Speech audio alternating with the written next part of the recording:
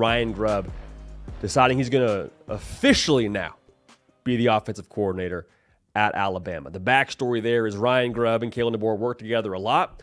He was going to come with Kalen DeBoer when he came to Tuscaloosa and got the head coaching job there.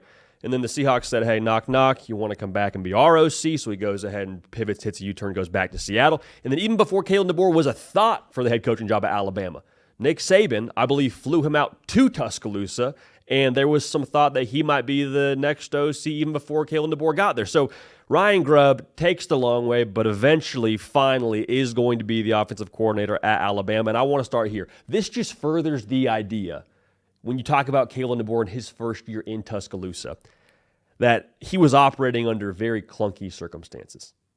Like Jalen Milroe, as good as I think he was on the ground, he wasn't the right fit for Kalen DeBoer's offense in practice. Like he averaged 20 attempts a game coming into that season as a quarterback. Kalen DeBoer and Ryan Grubb's offense, or Ryan Grubb, 'S, offense is an offense that has historically averaged right around 40 attempts a game. You had one real threat at wide receiver, and to bring this point home, you were without the Robin to your Batman, which is, of course, Ryan Grubb. Again, they've worked together a long time. There's great synergy. Most notably, most famously, he was the offensive coordinator for Washington when they made that run to play for a national title in 2023. In college football, one of the reasons that we love it, in addition to the pageantry and tradition and emotion and all those things, one of the things that I personally love about it is that it is the greatest team sport on the face of the planet. You are not equipped to achieve your ultimate goal unless everyone else on the field with you is doing their job. That's true on the field. I think it's just as true for your staff. Like the synergy between Kalen DeBoer and Ryan Grubb, I don't want to overestimate it, but I think it's going to make a massive difference. I think having a coworker that you're in lockstep with that can be on the same page with you before you even sit down to have the offensive meeting. They're seeing the same things as you on tape, and they know what to call before you even call it. I think that matters. You look at what Alabama did last year. 4 losses. It was just a bad year by Alabama standards. 3 of those 4 losses were by 1 score. You look at what they did at Washington in 2023 when DeBoer and Grubb were together. They won 8 games by 1 score. Football's a game of details. The details with the ball shaped, how it's shaped, bounces a funny way. Oftentimes, that makes the difference. So I'm not telling you that Kalen DeBoer, now having Ryan Grubb as his offensive coordinator, if he was there a year ago, they go on and win the national title. I'm not saying that. But I am saying, with the margins as thin as they were a year ago at Bama, with all the circumstances on your roster as unideal as they were, put the cherry on top of that you got there and your roster got bodied by the portal, I think this helps things. At the very least, I think it helps things, and I think when you talk about the margins, it could make the difference for Bama in some of those close spots. So what's it going to look like? What does he bring to the table? Well, when I talk about Ryan Grubb, what gets me fired up, man, is what he does for the quarterback position right away. And you, in theory, speaking to what Jalen Milroe wasn't last year, should have a quarterback with a skill set more similar to what you want to call, a little bit more pass-happy, a little bit more, I would say, aggressive downfield vertically. Ty Simpson, Austin Mack, potentially Keelan Russell, all a little bit more in that mold. And Kalen DeBoer is a quarterback elevator, but so is Ryan Grubb. Like Michael Penix Jr., throughout his college career, had not had a year where he throws for more than 14 touchdown passes. Now, there's other extenuating circumstances within that. I totally hear you.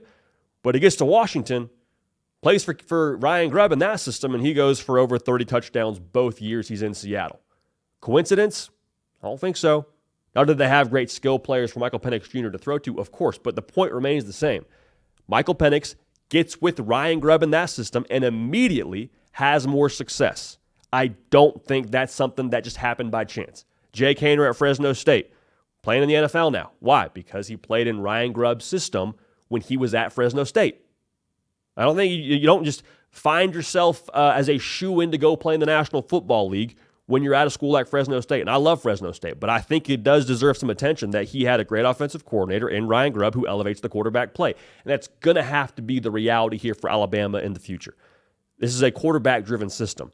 Yes, you want to run the football. Yes, you want to play great defense as a team, of course, but at the end of the day, in college football, with the margins, I believe, shrinking, with rosters being a little bit more comparable maybe than they have been in the past between the Alabamas of the world and everybody else, quarterback play is going to make the difference for you, especially if you find yourself in a postseason situation in the SEC championship game or in the college football playoff.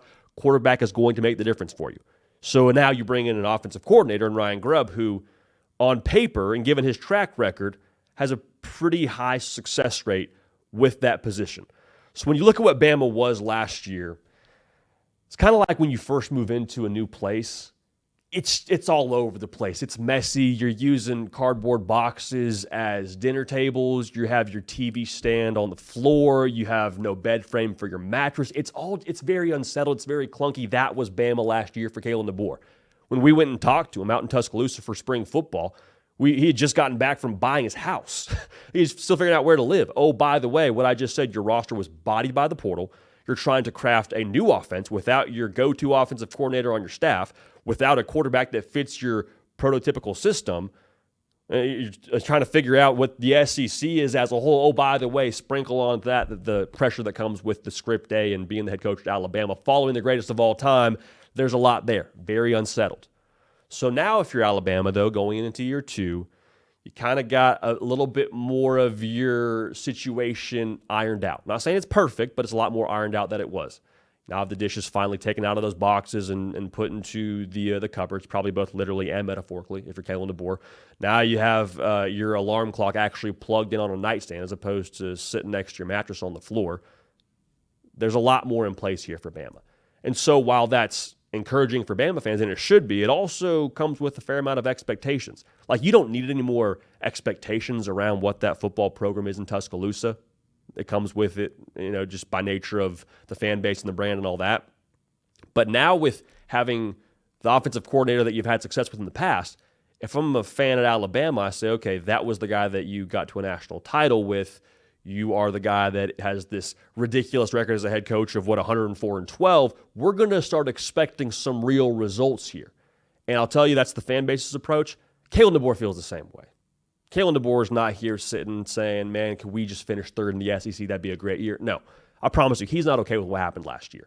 So is it on Nick Sheridan, the offensive coordinator from a year ago, that they didn't have success? I'm not saying that as a first-time play caller.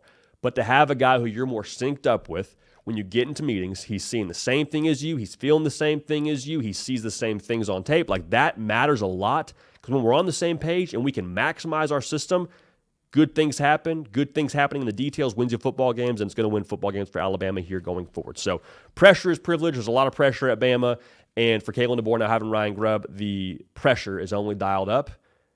And I can't wait to see what it looks like.